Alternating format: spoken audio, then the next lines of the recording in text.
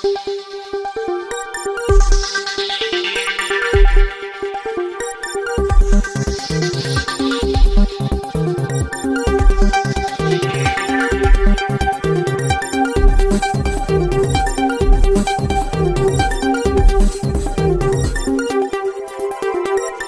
দাস আর নিশি দে বৈদিকভাবে বিবাহ করে সমাজের তথা বিশিষ্টজনের কাছে প্রশংসনীয়।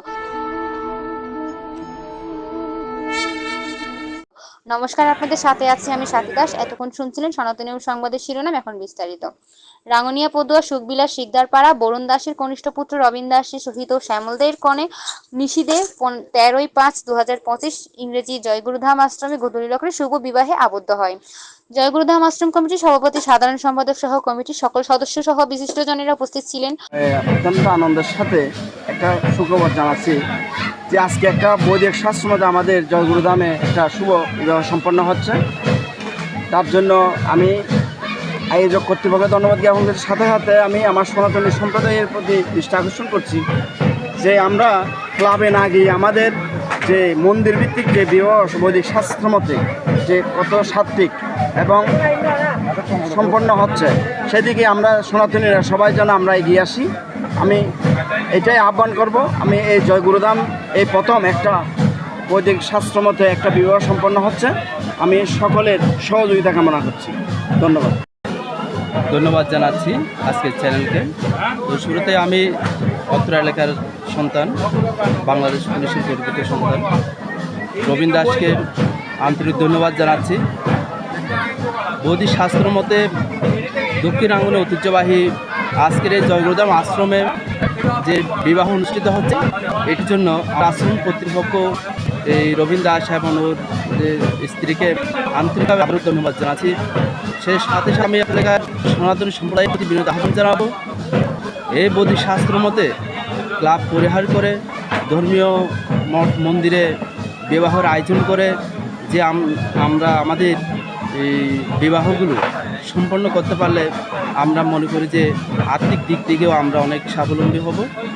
ধন্যবাদ জানাচ্ছি আজকের এই বিবাহটা এখানে সম্পন্ন করা হচ্ছে। আমাদের প্রয়োজন আমার মধ্যে আমি মনে করি দর্শক সরকারের মধ্যে একটি নতুন জীবন আকাশ যেন সুন্দরভাবে উদয় হয়।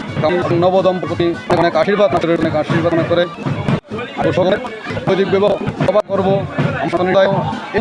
বৈদিক বিবাহ করে আমাদের সুন্দর জীবন সুন্দর জীবন তুলে রাখি, ঈশ্বর মঙ্গল কামনা করি। আমাদের জয়গুরুধাম পরিষদের আমার থেকে আন্তরিক হচ্ছে আহ্বান মধ্যে আজকে যে একটা প্রথম জয়গুরুধামের মধ্যে একটা বৈদিক শাস্ত্রের মধ্যে বিবাহ হচ্ছে, এটা আমরা সবাই আনন্দিত। আমরা যাতে আমরা এগিয়ে যেতে পারি, এই বৈদিক শাস্ত্রের মধ্যে এই বিবাহ সম্পন্ন হয়, এটা ধর্মীয় একটা শাস্ত্রের মধ্যে আমাদের সনাতনী হিসাবে এটাই আমাদের একটা আমরা মনে করি। অতীতে আগামীতে যাতে আমরা এইভাবে আরও অনুষ্ঠান এই জয়গুরুধামে অনুষ্ঠিত হয়, সেভাবে আমি হিন্দু সম্প্রদায়ের সম্প্রদায়ের প্রতি বিশ্বাস করি যাতে আমরা আগামীতেও আরও সরভাবে এইভাবে উদ্যাপন করতে পারি এবং যারা রবিন এবং তার জীবনের সঙ্গী নিয়ে যারা সুবিবাহ করে উদযাপন করতে। মন্দির কমিটির সভাপতি প্রিয়লাল দত্ত বলেন, রবিন দাসকে আশ্রম পরিচালনা কমিটির পক্ষ থেকে ধন্যবাদ জানাচ্ছি।